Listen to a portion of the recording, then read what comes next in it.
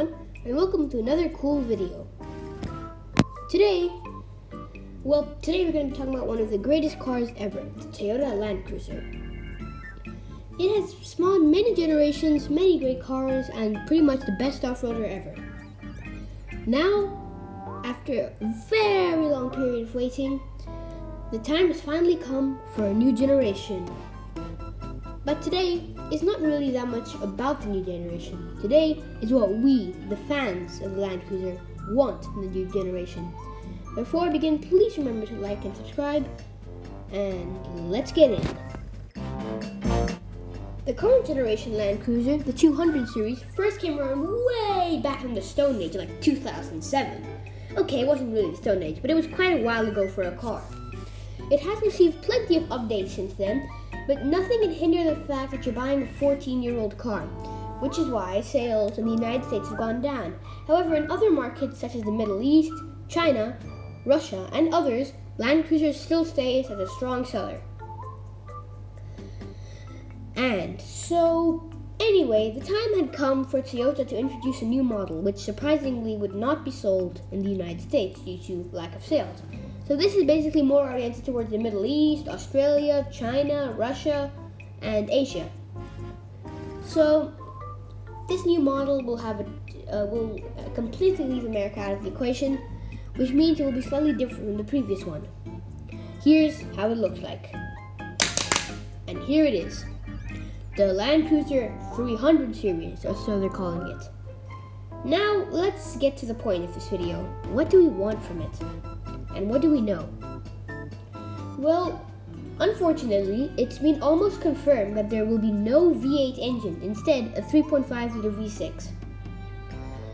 I mean, it's pretty obvious why manufacturers are moving away from the great age of V8s and V12s and V10s and all that stuff. It is because our planet needs help.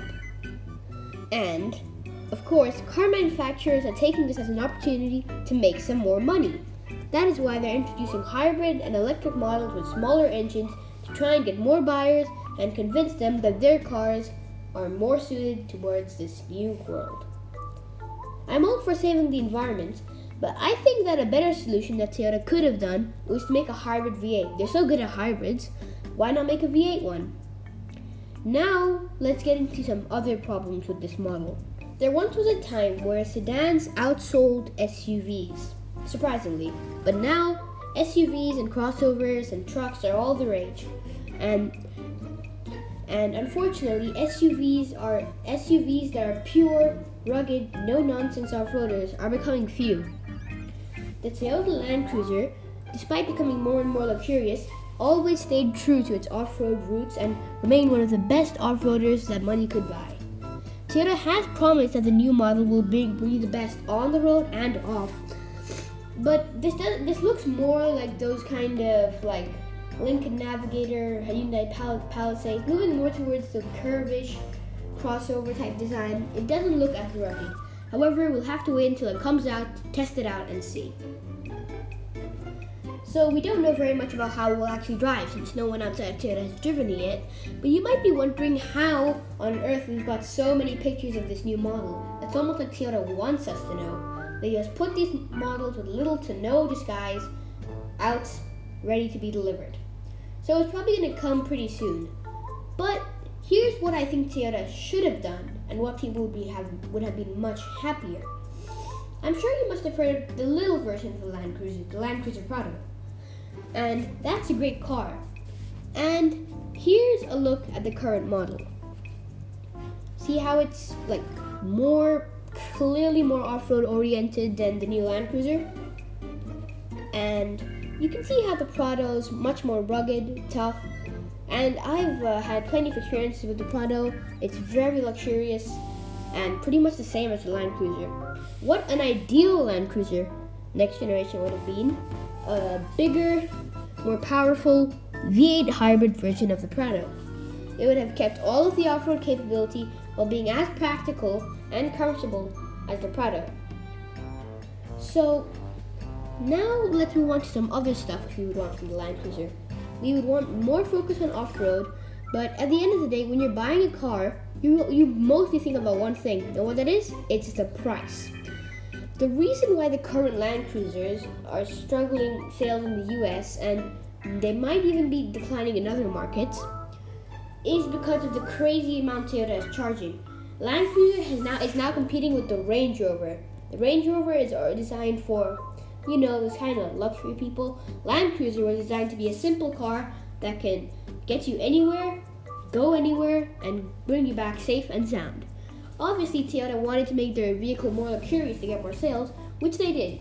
The 80 and 90 series, the 80 and 100 series, followed by the 200, all with great luxury models which retain their off-road capability. The 300 promises to do the same, but the 200 was way overpriced, and it looks like the 300 is only continuing in the same direction, meaning less and less people will be able to buy a LandCruiser. This is why the LandCruiser Prado sales are staying so strong, while the LandCruisers are declining.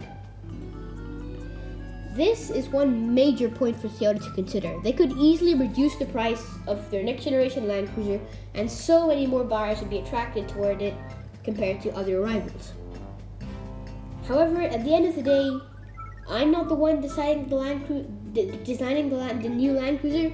You're not the one designing the new LandCruiser. It's Toyota's decision, and we just get what we can get. But hopefully, the LandCruiser 300 series will be great and carry on the legacy of such a great and storied model. Now, let's talk a little bit more about that LandCruiser 300. Here are some more pictures. These are some renderings of how it's going to look like. Like I said earlier, it looks more crossover-y, but I'm pretty sure it'll still be able to do some rough stuff.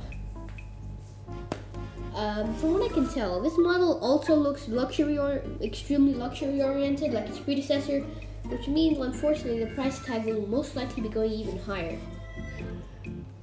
Also, it's been said to be using the new TNGA platform. TNGA-F platform. These platform names are confusing. And it will, as per tradition, it will share its platform with the Lexus LX600, or so it's going to be called, the Lexus counterpart of the LandCruiser. We know pretty much nothing about the LX600, although we do know that it will most likely carry Toyota's new 5-liter V8. Wish they could have put in the LandCruiser though. Anyway, I guess that's not it. And, well, I mean, it's a LandCruiser, so we want it to go off-road, we want it to be comfortable, and we want it for a good price. I wonder what else we might want from the new LandCruiser. Oh, fuel economy. The previous generation LandCruisers were horribly bad on fuel. That's why Toyota is moving towards smaller engines, and there's most likely to be a hybrid option.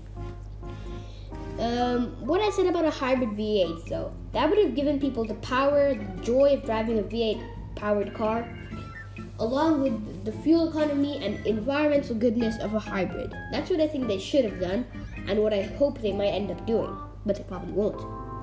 Anyway, now let's take a look at some LandCruisers to fold. This is an 80 series LandCruiser. It's a good model for what the new LandCruiser should follow, and what its predecessors did.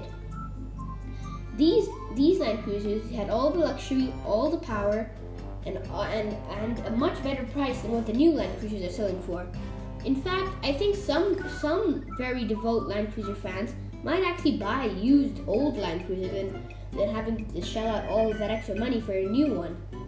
These cars were a lot more simple, less comfortable than the new versions, of course, and they wouldn't have any USB ports. Nah, of course not. But the 80 series and the 100 series as well, they were more simple.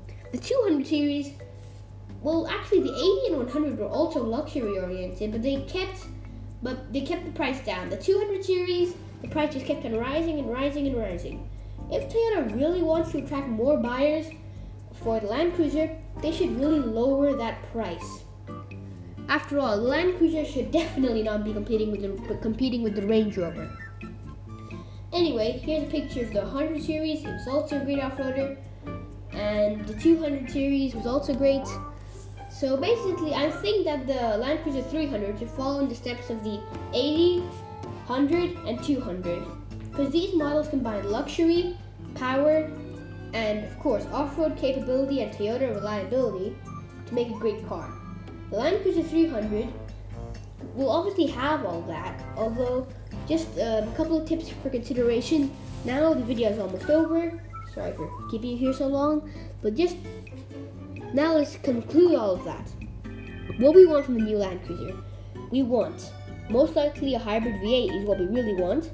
We want a more off-road oriented model, and most importantly, the price should be down. That's it for today, guys. Please remember to like and subscribe, and let's see what the new LandCruiser brings.